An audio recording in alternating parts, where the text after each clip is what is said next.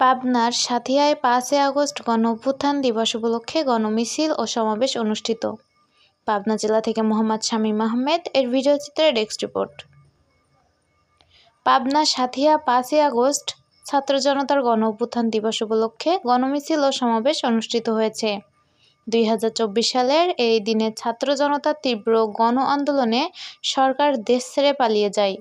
মঙ্গলবার সকাল 11টার দিকে সাঁথিয়া উপজেলা জামায়াতের উদ্যোগে উপজেলা চত্বর থেকে একটি মিছিল বের হয়ে সাঁথিয়ার প্রধান সড়ক প্রদক্ষিণ করে শহীদ জুলকার নাইন চত্বরে এসে পথসভা অনুষ্ঠিত হয়।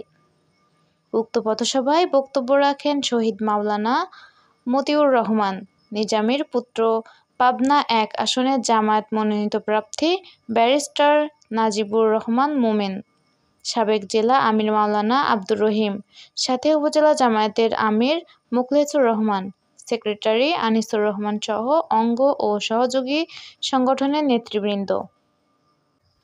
এ সময় বক্তারা বলেন, বাংলাদেশে বিভিন্ন বৈষম্যকে কেন্দ্র করে যে আন্দোলন হয়েছে সেই আন্দোলন পরবর্তীতে ফ্যাসিবাদ বিরোধী আন্দোলনের রূপ নেয়। সেই বৈষম্য দূর হবে তখনই যখন সংবিধানের সংস্কার হবে ও জনগণ তাদের অধিকার ফিরে পাবে।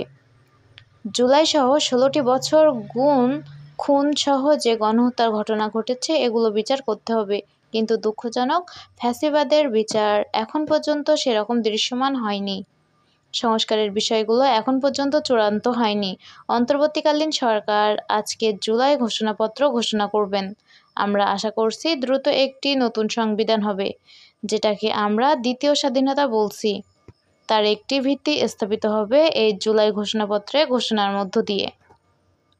সাথে আছি সাদিয়া, দৈনিক সাতক্ষীরা দিগন্ত।